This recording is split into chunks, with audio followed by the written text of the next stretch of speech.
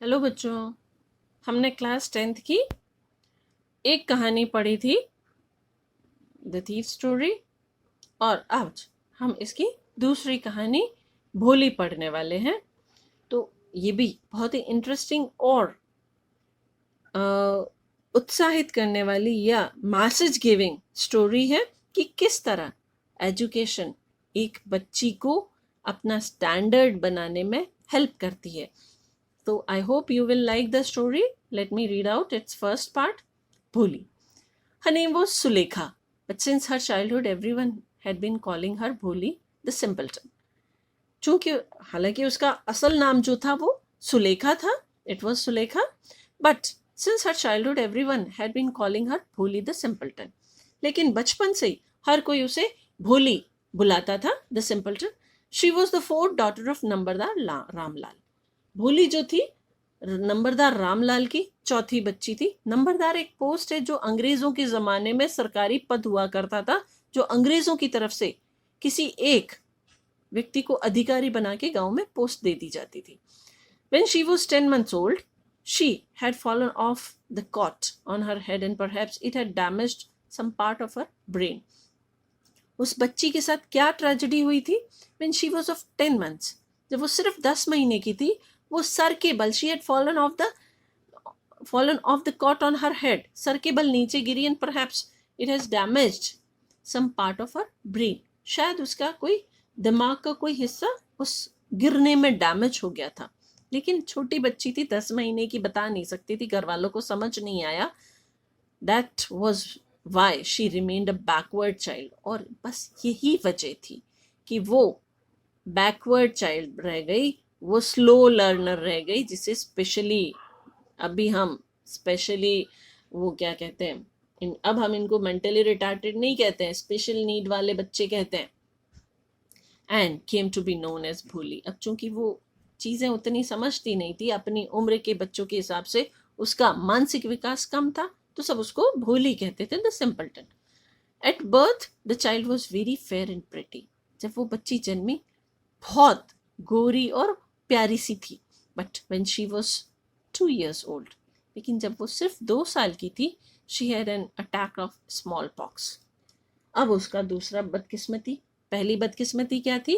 वो पलंग से गिर गई थी, दिमाग के सर के बल तो कोई नस डैमेज हो गई। दूसरी ट्रेजेडी क्या हुई? जब वो छोटी थी तो उसको स्मॉल पॉक्स हो गए थे।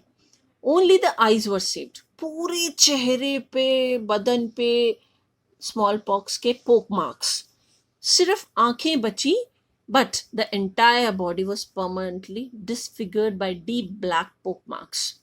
बाकी पूरी बॉडी उसकी जो थी वो काले काले निशान से भर गई थी। Little Sulekha could not speak till she was 5। और तीसरी चीज, जब वो 5 साल की थी तब तक वो कुछ नहीं बोल सकी।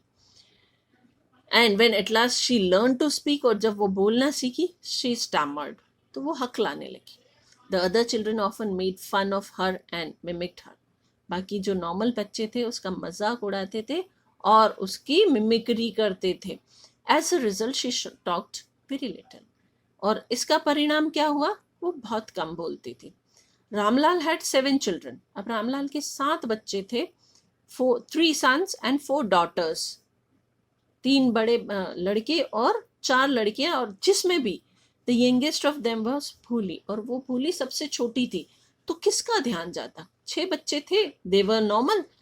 It was a prosperous farmer household. Ramlal जो था वो बहुत ही अच्छे खाते पीते घर का किसान था, उसका घर में सब कुछ था। And there was plenty to eat and drink. घर में खाने पीने की कोई कमी नहीं थी। ऑल द चिल्ड्रन एक्सेप्ट भोली वर हेल्दी एंड स्ट्रॉन्ग। और भोली के अलावा बाकी 6 बच्चे हेल्दी और स्ट्रॉन्ग थे। The son had been sent to the city to study in schools and later in colleges. As जो कि उस समय कस्टम था कि लड़कों को पढ़ने के लिए शहर भेजा जाता था, तो उन लड़कों को शहर भेजा गया जहाँ वो स्कूल में पढ़े, बाद में कॉलेजेस में पढ़े।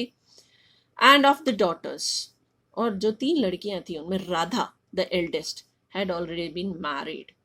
राधा जो थी सबसे बड़ी, उसकी पहले ही शादी हो गई थी। The second daughter Mangala's marriage had also been settled.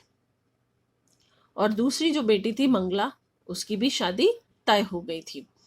And when that was done, और जब वो हो जाती, तय तो हो ही चुकी थी, Ramlal would think of the third चंपा. तो रामलाल तीसरी चंपा के बारे में सोचते. They were good looking, healthy girls and it was not difficult to find bridegrooms for them. चूंकि लड़कियां खाते पीते घर की थी, वेल ब्रॉट अप हुई, अच्छा खान पान था, तो और दिखने में भी अच्छी खासी थी, तो उनके लिए दूल्हा ढूंढने की कोई समस्या नहीं हुई. But Ramlal was worried about भोली. लेकिन रामलाल की मेन परेशानी कौन थी? भोली. She had neither good looks nor intelligence. वो न तो खूबसूरत थी और न ही थोड़ी इंटेलिजेंट थी भी बुद्धू. Bholi was 7 years old when Mangala was married. जब दूसरी लड़की मंगला की शादी हुई तो भोली सिर्फ 7 साल की थी. The same year a primary school for girls was opened in their village.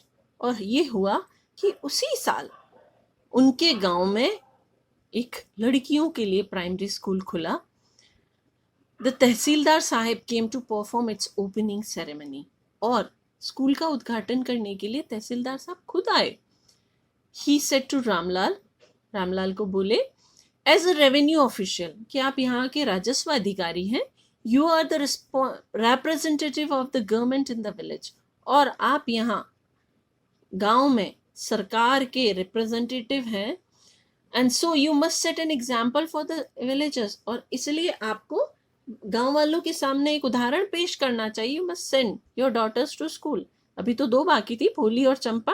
बोले आपको अपनी लड़कियों को स्कूल भेज के गांव वालों के सामने एक उदाहरण पेश करना चाहिए. अब तहसीलदार साहब को हाथों हाथ तो वो कुछ कह नहीं सके. That night when Ramlal consulted his wife, घर आए, रात को बीवी के साथ वार्तालाप किया. She cried, are you crazy? कि पागल हो गए हो? If girls go to school who will marry them? कि अगर लड़कियां स्कूल जाने लगी तो उनसे शादी कौन करेगा? क्योंकि उस जमाने में लड़कियों को पढ़ाया लिखाया नहीं जाता था. But Ramlal had not the courage to disobey the tehsildar.